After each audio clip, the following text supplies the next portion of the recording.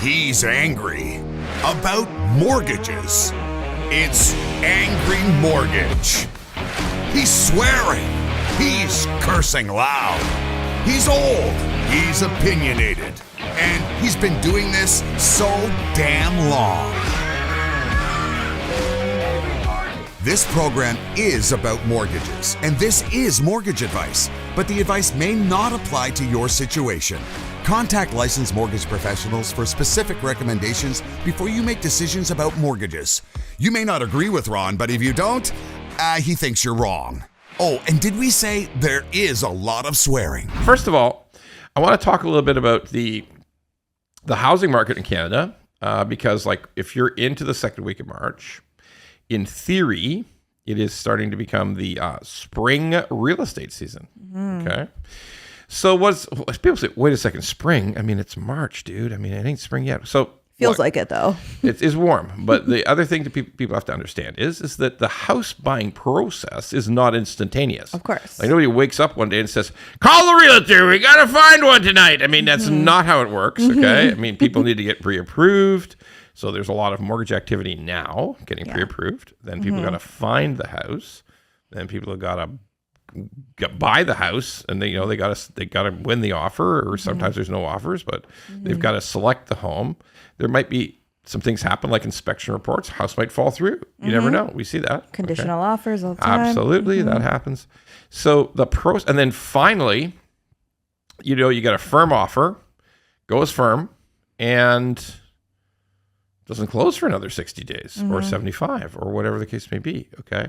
So you have to get started now for the actual closings of the purchases to happen a couple of months from now, 2-3 months from now, because that's just how it works. Right. The house buying is not online, right? You just don't put in not a bid online shopping. Not online, it's not like buying. Not like doing a tour to Cuba. I mean, you can't have it all wrapped up in 15 minutes and you're all finished and paid for. I mean, that's not how it works. But yeah, this is the beginning, and there is some real estate activity. There are offers. There is. So how do we break it down? We break it down like in Ontario, BC, Alberta. I'm just not a big enough expert on Quebec to really say what's going on there, so I'll leave it alone. But what I get from BC is sort of just percolating, like it's not hot, it's not cold. Obviously, we're coming off a very, very bad year in real estate sales, worst year in 25 years. For units, that's for units sold, for the number of actual houses sold. Worst in Canada, 25 years.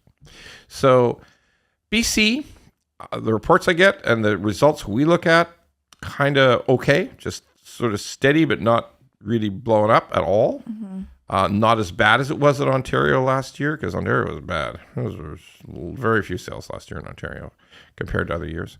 What's going on in Alberta? Pretty steady. Still, I give full credit to the, sometimes you have to say that some governments are doing things right. Okay. And Alberta, I'm just going to put it out on the table. Alberta really doesn't give a shit about density. And when you don't give a shit about density, it's easier to produce housing. It's just that simple. Don't get me wrong. They got some high rises. They got some condo developments.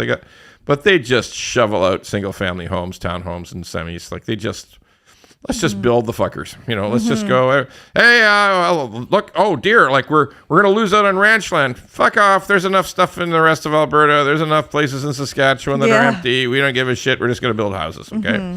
Now, when I say that, there's like people in Toronto who like want to reach through the screen and kill me. Okay. Like if it's a religion, density is a religion, right? Like, we must have 50. I'm doing my TIFF voice. So I could do a different voice. Like, who should I do? Should I do Doug Ford? Yeah, I'll do Doug Ford. We gotta have density, folks. We gotta do the right thing, folks. And it's my friends, we gotta do it so that it's good density, and that's good. Yeah, dude, like they don't give a shit in Alberta. They just build the houses, and the roads come, and people get around. Okay? Yeah, they get shit done.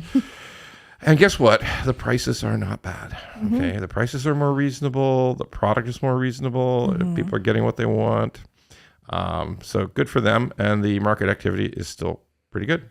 When we come to Ontario, it's I think the best word, I was talking to a smart guy just today from the, who's on the sale of multifamily, basically sells apartments. Okay.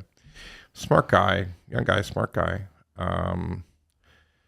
And choppy. We both agreed the best way to describe this real estate market is choppy. You know, that seems to be what we're discovering. Like literally some weeks are better than others. Some weeks are not great. And each situation is different. You know, we'll see a house. Now there is a lot of still foolishness in the market. Like there's foolish low listings, right? Like we talked about one a couple of weeks ago, right? Like it was listed for 700, but nobody on earth ever thought it would sell for 700. It was like it needed to get way over 800-900 for anybody to buy it. So we got some bullshit listings, all right, and we still do today. But the interesting thing is, sometimes they go. Like honestly, sometimes they get sold, you know, and they do okay. Like it's always the same. It's always okay. We're listing for, we're listing for 1.1, but nobody's going to take a nickel less than 1.6 or 1.5. And, you know, sometimes they go over ask. That's still not very frequently, but sometimes they go over ask. And then a bunch more, nada. Like, you know, people put it on for low price. There's 50 offers, all of them a version of the low price. The price that nobody expected that they would ever agree for. Right. Okay. And then, you know, the weird part is they put it on next week. They put it back on listing for sort of the price they want. Like it's on for like $1.1 million and they wanted $1.6 million. Then they put it on for $1.475 million. Okay. The next week. I mean, like, what the fuck? What a fantasy land of the way to approach selling something. But anyway, just the way it is. We can't fix it.